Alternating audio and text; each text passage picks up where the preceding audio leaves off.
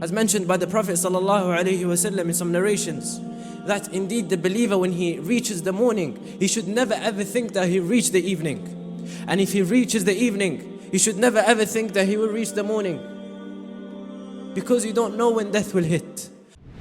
إن الحمد لله نحمده ونستعينه ونستغفره ونستهديه ونتوكل عليه ونعوذ بالله من شرور أنفسنا وسيئات أعمالنا من يهدي الله فلا مضل له ومن يضلل فلا هادي له وأشهد أن لا إله إلا الله وحده لا شريك له وأشهد أن محمدًا عبده ورسوله وسيده من خلقه وخليله بلغ الرسالة وأدى الأمانة ونصح الأمة فكشف الله به الغمة. يا أيها الذين آمنوا اتقوا الله حق تقاته ولا تموتن إلا وأنتم مسلمون. يا أيها الناس اتقوا ربكم الذي خلقكم من نفس واحدة وخلق منها زوجها وبث منهما رجالا كثيرا ونساء واتقوا الله الذي تساءلون به والأرحام إن الله كان عليكم رقيبا. يا أيها الذين آمنوا اتقوا الله وقولوا قولا سديدا يصلح لكم أعمالكم ويغفر لكم ذنوبكم ومن يطع الله ورسوله فقد فاز فوزا عظيما. أما بعد. Allah subhanahu wa ta'ala, in more than one place in the Quran, He says, كل نفس ذائقة الموت كل نفس ذائقة الموت. Every single soul shall taste death. This is a truth that is repeated over and over again in the book of Allah subhanahu wa ta'ala. And our beloved Prophet Muhammad sallallahu alayhi wa sallam, in an authentic narration, he says, أكثروا من ذكر هادم اللذات. Often mention the destroyer of pleasure, meaning death. And unfortunately, this is something that we do not do from His Sunnah in our modern day. How often do we remember the day that we're going to depart this world? How often or how much headspace does that moment of transition from this life to the next life take from our time and energy?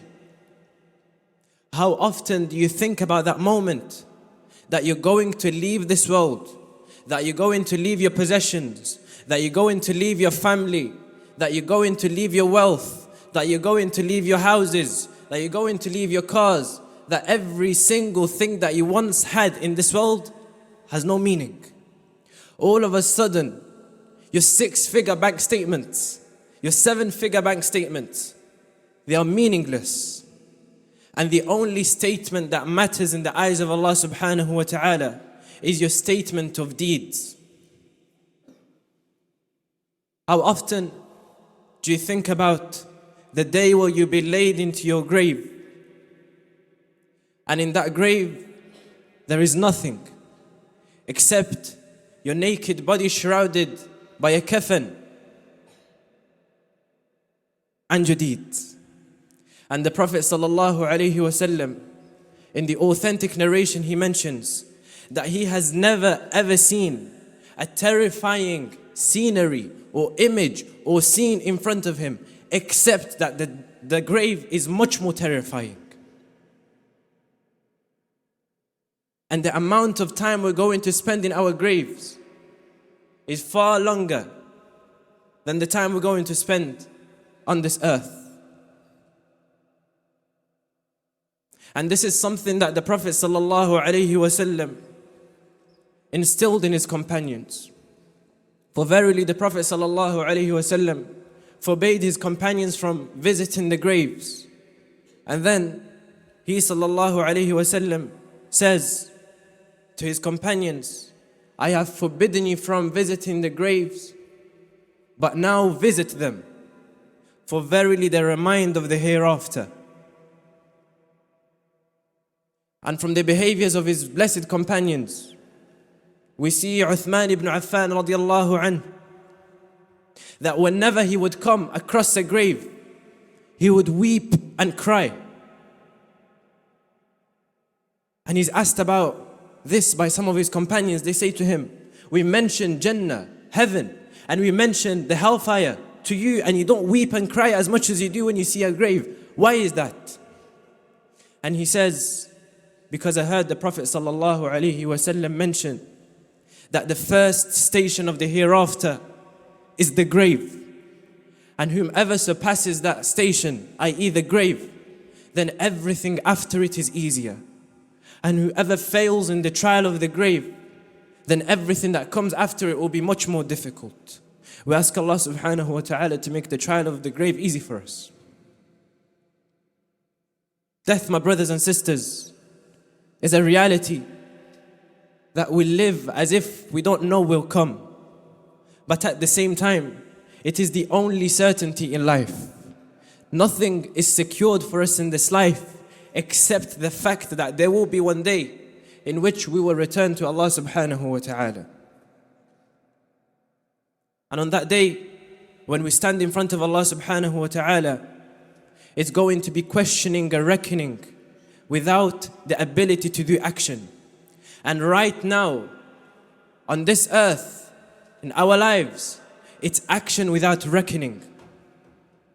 And that's why Amirul Mu'mineen Umar ibn al-Khattab radiyallahu anhu used to say, حاسبوا أنفسكم قبل أن تحاسبوا. Hold yourself to account before you are held accountable. Hold yourself to account before you are held accountable. Stop with yourself. Ask yourself, how am I doing with my relationship with Allah subhanahu wa ta'ala? If I was to die in this exact moment right now, am I going to be from the people of Jannah, or am I going to be from the people of hellfire? This should be the mindset of the believer.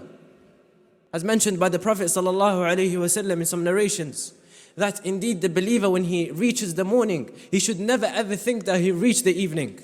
And if he reaches the evening, he should never ever think that he will reach the morning. Because you don't know when death will hit. How many times do we hear of newborns passing away straight away? Of children passing away?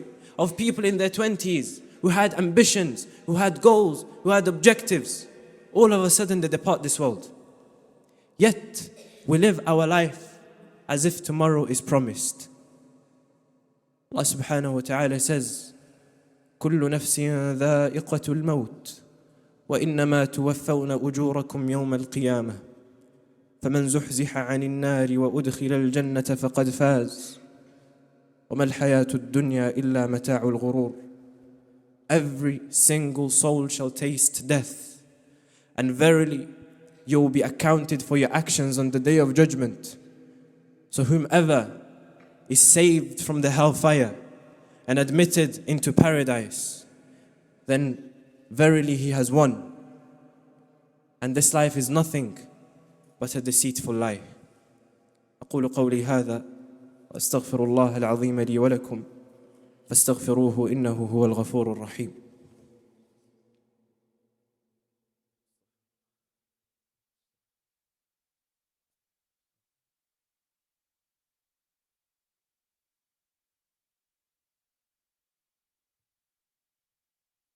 بسم الله والحمد لله الصلاة والسلام على خير خلق الله وعلى آله وصحبه ومن والاه. My brothers and sisters, when the angel of death comes, he does not see status, he does not see race, he does not see anything except the task to take away the soul of the person he's been tasked to take the soul away from them. And if anyone was to be saved from death, it would have been our beloved Prophet Muhammad sallallahu alayhi wasallam.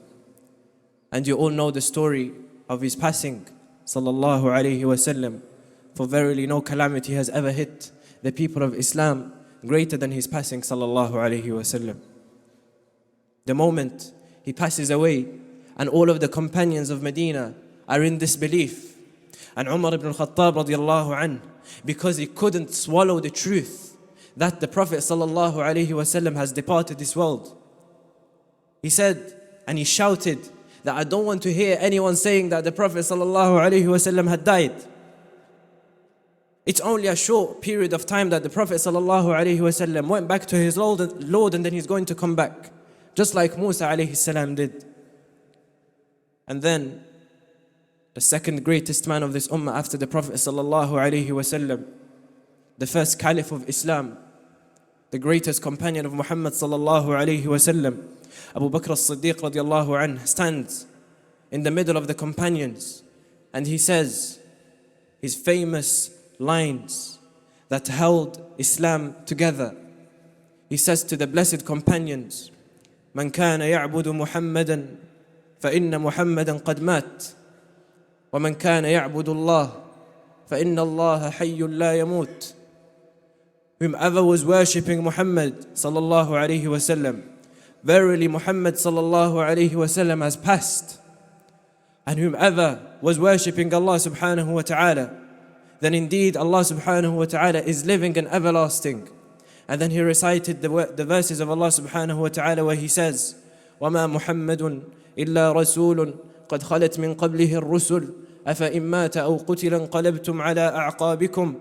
Verily Muhammad sallallahu alayhi wasallam is only a prophet like the previous prophets who came before him. If death hits him, are you going to forsake your religion and go back to kufr? The point being, the greatest man to walk this earth tasted death. So who are we to think we are safe? Who are we to think that we're not going to taste death? And the smart believer, if he knows this truth, that there's going to be a date when he's going to go back to Allah subhanahu wa ta'ala, he starts planning for it. He starts thinking, what am I going to do on that day? Am I ready to meet Allah subhanahu wa ta'ala? He makes sure that his affairs are in line by repenting to Allah subhanahu wa ta'ala. Think of that final moment. Are you going to die while you're reciting the Quran? Or are you going to die while you're listening to music or watching something haram on your phone? Are you going to die being from the righteous?